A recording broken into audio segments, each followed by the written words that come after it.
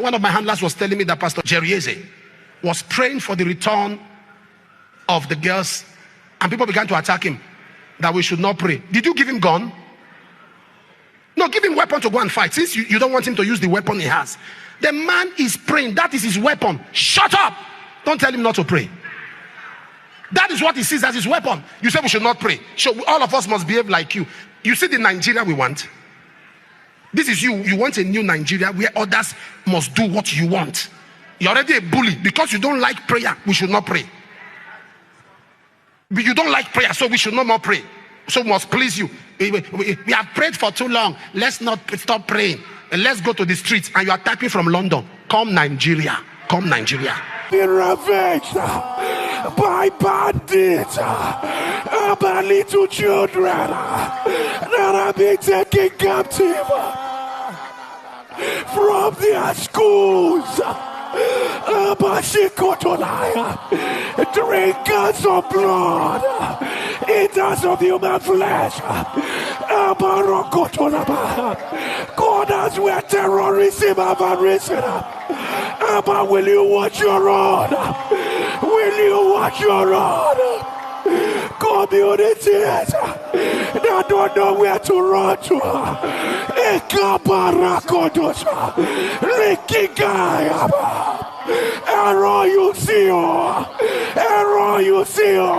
That's the video of Pastor Jerieze that got the internet talking, and that's also the video that Pastor Apostle Johnson Suleman is reacting to, because people were saying that what is Pastor Jerieze praying for, that we need action and not prayer. And so Apostle Johnson is saying, so what do you want him to do? If you watch the longer video, he said, did you give him a GUN? Did you give him weapons to go and fight? That the prayer he's praying is the weapon that he knows. I know we made a video a few days ago when this started trending so much online. I talked about the fact that Reverend Ezekiel was talking and was calling out the whole world to come and see what is happening in Nigeria, especially in the northern part of Nigeria.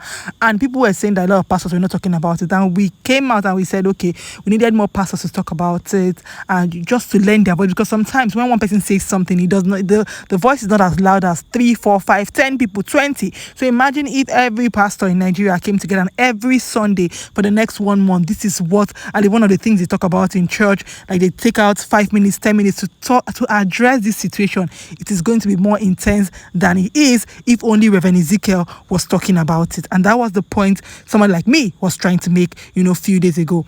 But whether you like Pastor Jerieze's prayer or not, you cannot tell him not to pray. Especially like what Apostle Johnson said. That is weapon. Because in Nigeria, they don't allow us to carry firearms.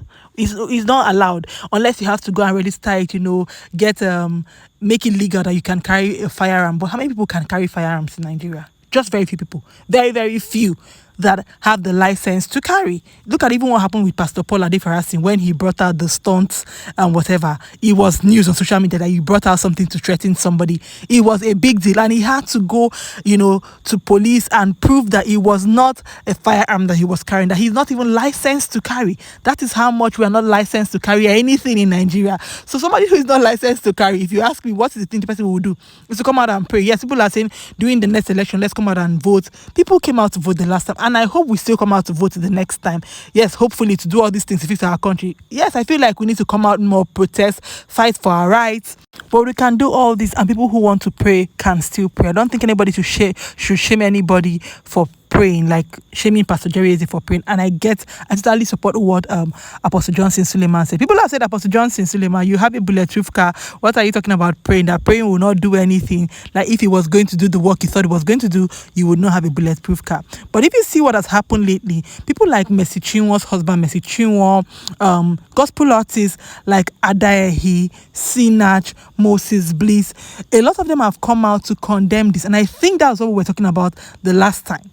That sometimes when these kind of things happen, I don't know if it's for safety or just to not be politically incorrect, some people that are public figures do not want to address it. And I feel like that is why some of their fans were kind of angry. Actually, the last time something like this happened, like come out and say something. You have 1 million followers, 500,000 followers. And if 20% of them can see what you've said and go out to say their own, then the news will be on the internet space and people will now know more about what is happening in our country. And I think that this time around they did well and they've come out to all speak. So shout out to them. So yes, it is sad that Nigeria is where it is right now. I really hope, I see that a lot of pastors talked about this today in their service, which is good, because these people are hurting the Christian religion, and you are part of Christianity. You're part of the leaders of the body of Christ, of people who worship God in your different churches. So I feel like people should come out and talk about this more. Like Apostle Johnson said, we don't have firearms to go out and fight. At least we have mouths for now until we decide maybe we want to go to the streets or whatever we want to do. And it's just so sad. I just really hope that the girls that were taken and the children that have been taken in the past 1 week, oh God, this is so heartbreaking, are brought back safe. Are they ever going to be completely the same? But just brought back safe to their parents. Let me know your thoughts in the comments, guys. I'll see you in my next video. Bye.